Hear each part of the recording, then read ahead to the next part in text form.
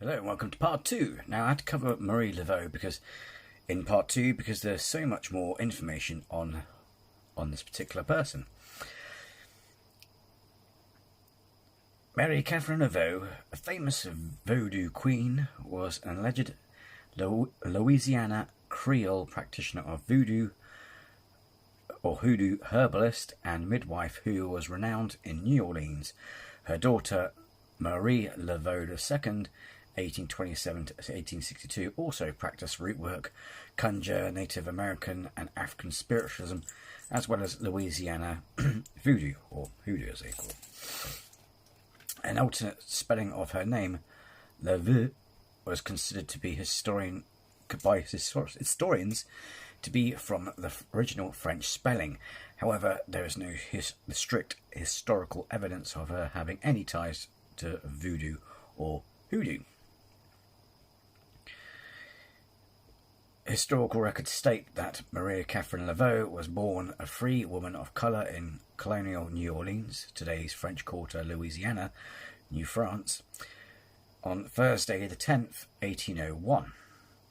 Marie Laveau was the biological daughter of Charles Laveau Trudeau, a white Frenchman and politician, and her mother, Marguerite de Archanel, a free woman of colour who was of white, black and Native American ancestry. Some historians claim that Marie Laveau's father was a black man named Charles Laveau. However, this claim is false due to lack of evidence to support this theory. On August the 4th, 1819, she married Jacques Paris, also known as Jacques Santiago in the Spanish records, a Coudron free man of colour who had fled as a refugee from the Haitian Revolution in the former French colony Saint Domingo. If I'm British that. Their marriage certificate is preserved in the St. Louis Cathedral in New Orleans. The wedding mass was performed by Father Antonio de Sedella, the Capuchin priest, known as Pierre Antoine. Jacques was part of a large white and Creole of colour immigration of refugees to New Orleans in 1809 after the Haitian Revolution of 1791 to 1804. They had two daughters, Felicity in 1817 and Angele in 1820. Both disappeared from records in the 1820s. Jacques Santiago Paris worked as a carpenter. The death of Jacques Paris was recorded in 1820. Following the reported death of her husband, Jacques Paris, she entered a domestic partnership with Christophe Dominique Duminet de Galpion, a nobleman of French descent, with whom she lived until his death in 1855. They were reported to have had 15 children. It is unclear if that includes children and grandchildren. They had 7 children according to birth and baptismal records. François Auguste Galpion, Marie-Louise Caron Galpion, Marie-Angèle Paris Celestine, Albert Galpion Archange, Galpion Felicity Paris, Marie Philippion Galpion, and Marie Helios Eucharist Galpion. The only 2 children survive into adulthood were the daughters, the elder named Marie Eucharist Eloise Laveau, 1827-1862, and the younger named Marie Philomée Galpion, 1836 to 1897. Marie Laveau is confirmed to have owned at least 7 slaves during her lifetime. During her life, Marie Laveau was known to have attended to prisoners who were sentenced to death. Rumours circulated that some prisoners would receive poisons or other substances before going to the gallows, but this was never proven.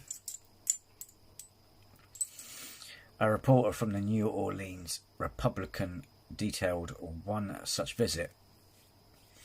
In an article published on May 14th, 1871, in which he describes Marie Laveau as a devout and acceptable member of the Catholic Communion.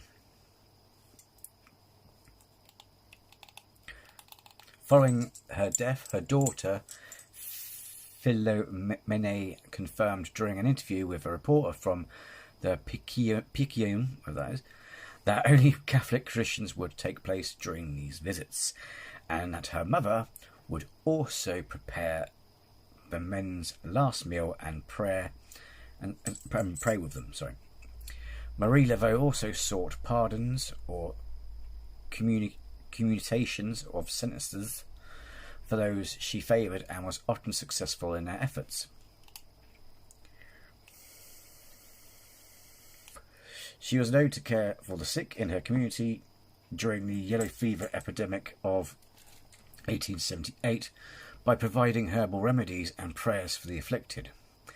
Her other community activities included visiting prisoners, providing lessons to the women of the community, and doing rituals for those in need without charge.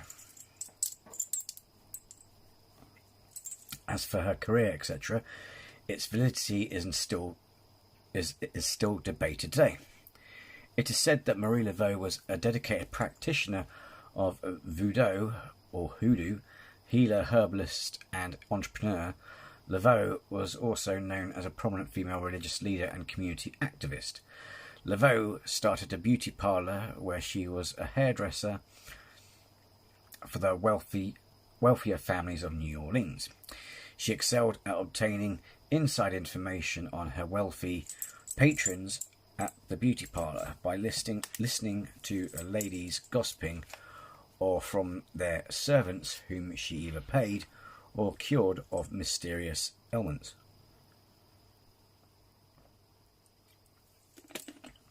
She used this information during her voodoo constellations with wealthy Orlean women to enhance her image as a clairvoyant, and used this intel to give them practical advice. She also made money by selling her clients gris-gris bags as charms to help their wishes come true.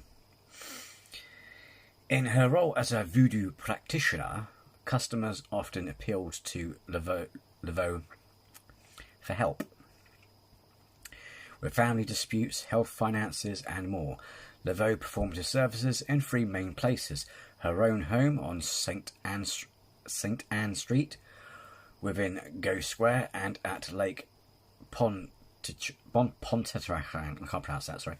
She was the third female leader of the Voodoo in New Orleans. The first was Santiago Derede, who ruled for a few years before being usurped by Marie Salope. Marie Laveau maintained her authority throughout her leadership, although there was an attempt to challenge her in 1850 due to her strong influence. New Orleans Voodoo lost a large number of adherents after her death. Her daughter, Marie Laveau II, displayed more theatrical rubrics by holding public events, including inviting attendees to St. John's Eve rituals on Bayou St. John. Of Laveau's magical career, there is little that can be substantiated, including whether or not she had a snake she named Zombie after an African god, where the occult part of her magic mixed Roman Catholic saints with African spirits. Pardon me. Native American spiritualism. Marie Catherine Laveau Paris Galapion died on June 15th, 1881, aged 79. The different spellings of her surname result from many different women with the same name in New Orleans. At the time and the age of her death, from conflicting accounts of her birth date. Tongue twisted. On June 17th, 1881, it was announced in the Daily Picayune that Marie Laveau had died peacefully in her home. According to Louisiana Writers Project, her funeral was lavish and attended by a diverse audience, including members of the white elite. Oral tradition states that she was seen by some people in town after her supposed demise. News of her death was featured in a number of newspapers, including the Staunton Spectator in Virginia, the Omaha Daily Bee in Nebraska, as well as several newspapers published in Minnesota. At least 2 of her daughters were named Marie, following the French Catholic tradition to have the first names of the daughters be Marie and boys Joseph. Then each used middle name as the common name. One of her daughters, named Marie, possibly assumed her position with her name and carried on her magical practice, taking over as the Queen soon before or after the first Marie's death. As for her legacy, Laveau's name and her history have been surrounded by legend and lore. She is generally believed to have been buried in Plot 347, the Gallipolian family crypt in St. Louis Cemetery, number 1, New Orleans, but this has been disputed by Robert Talon, a journalist who used her as a character in historical novels.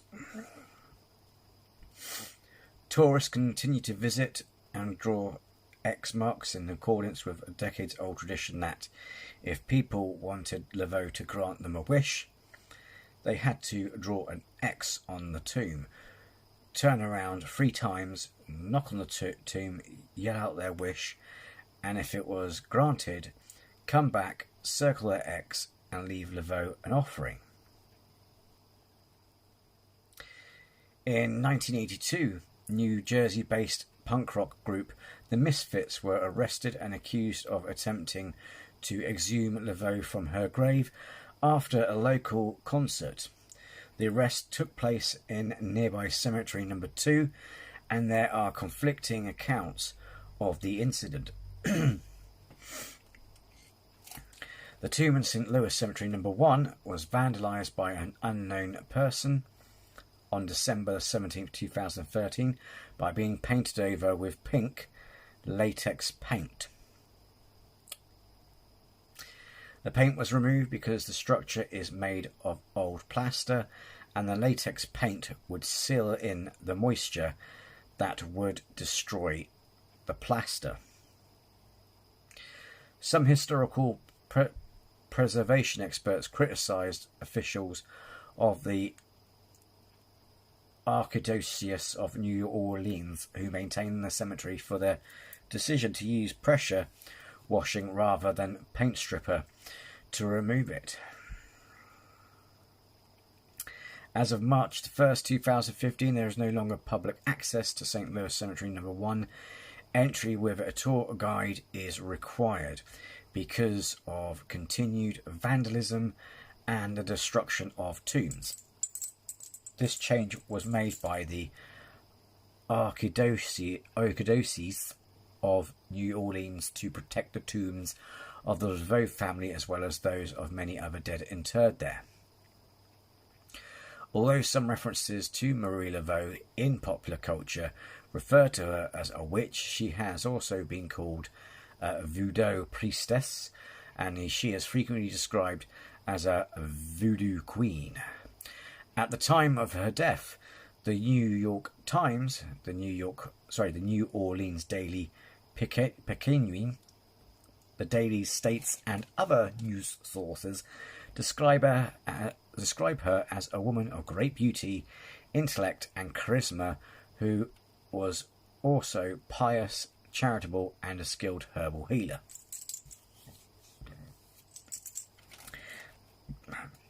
Some followers of Louisiana Voodoo pray to Laveau as if she were a Laveau spirit, asking her for favours and channeling her via spirit possession, though not all Louisiana Voodoo believers do this.